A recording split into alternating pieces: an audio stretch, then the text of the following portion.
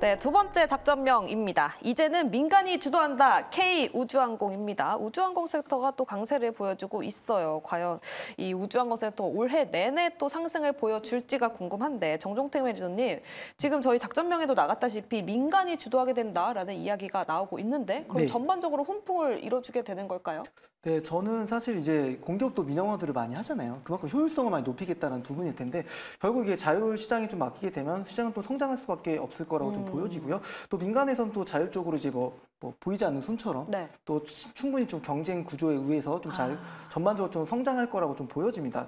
뭐 최근에 이제 2주 동안 있었던 이 우주 산업 관련된 수주 내용들을 좀 간단하게 자료 화면을 통해서 좀 설명을 좀 드리겠습니다. 보게 되면 이제 최근에 이제 하나 시스템 보시면 세트랙아이 그리고 제노쿠, 컨텍 이런 기업들 보면 주가가 연일 좀 강세였고요. 조금 더 좀 얘기를 보태보자면 뭐 AP 위성은 거의 오늘 상한가 터치를 했었고 그리고 캔코 에어로스페이스도 오늘 주가 흐름도 괜찮았습니다. 그리고 사실 이제 미국 기업 중에 이제 보잉이라는 기업이 하나 있는데 네. 보잉 기업이 최근 주가는 굉장히 강했거든요.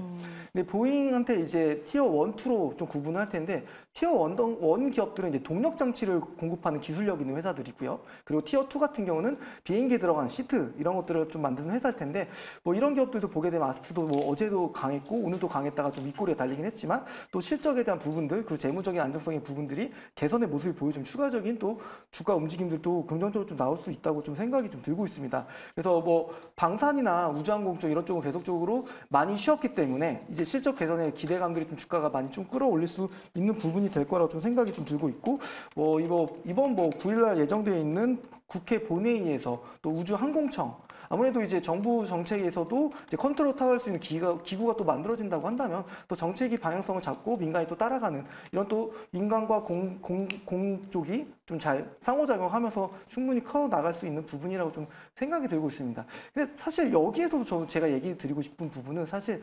실적이라는 측면을 좀 얘기를 좀 드리고 싶어요. 그러니까 AP 위성 같은 경우는 사실 작년에 템버거가 넘어갔던 굉장히 시세를 크게 분출했던 종목인데 그만큼 다 주가가 다 내려왔죠. 왜냐하면 실적에 대한 기대치에 못 미쳤기 때문에 적자도 기록했고 하지만 3분기에 괄목할 만하게 좋은 영업이익을 거뒀고요.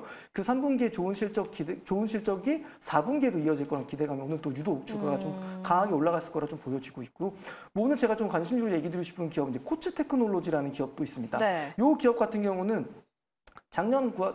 재작년이죠.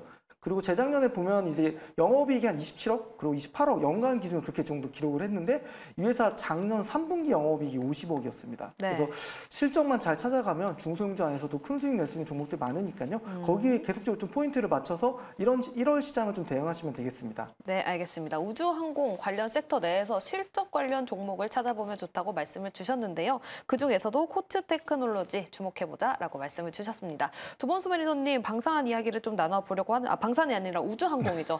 방산이랑 엮어서 이야기를 해보려고 하다 보니까 방산이 먼저 나갔습니다. 사실 항공우주 관련 쪽 하면은 방산이랑 좀 엮여 있다 보니까 네, 사실 뭐 방산주라고 불러도 뭐 부담은 없을 것 같은데 사실 저는 생각이 조금 이제 추가적으로 보면 정 매니저님께서 이제 엄청 좋은 포인트를 잘 잡아주셨는데 최근에 이제 이 어찌 보면은 시장이 안 좋은 시장입니다. 안 좋은 시장이고 최근에 앞서 11월에서 12월에서 뭐 이제 CXL 온디바이스 가고 그중에 갔었던 게 정치 테마주 총선주들 계속 가지 않았습니까?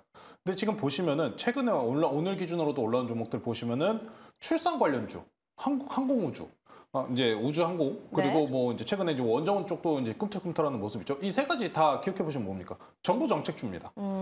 이게 어찌 보면은 총선을 앞두고 정부에서도 지속적인 이제 시장에 대한 이제 상승 모멘텀 아니면 참가율을 늘리기 위한 이런 표심을 불러일으키는 정책들을 많이 이제 나오고 있다 보니까 기존의 정부 정책주들이 이렇게 움직이는 거는 크게 이상한 모습은 아닌 것 같습니다.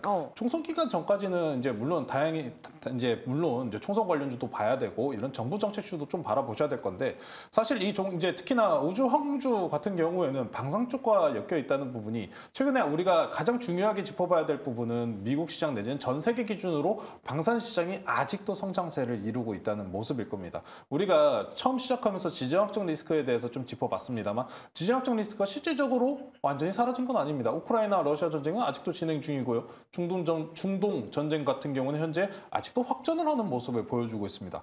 시장 내에서 걱정을 하고 있는 뭐 지금 당장 중국 경기 때문에 뭐 대만에 침략할 확률은 매우 낮다라고 이야기를 하고 있지만 네. 중국과 대만에 대한 경계감까지.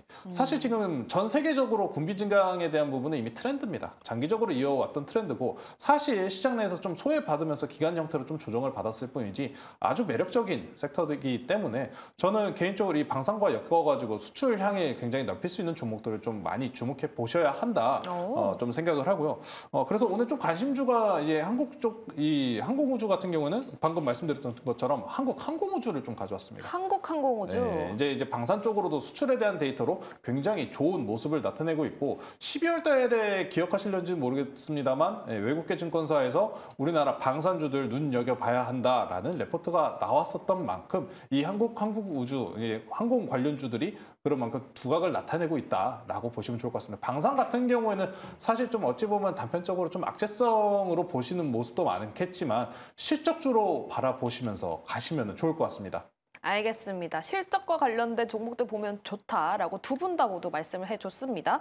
또 조범수 매니저님께서는 총선과 관련해서 정책 관련된 이야기를 모멘텀으로 받을 수 있다고 또 하니까요. 4월 전까지 살펴보셔도 좋을 것 같네요. 그럼 세 번째 작전으로 넘어가 보도록 할게요.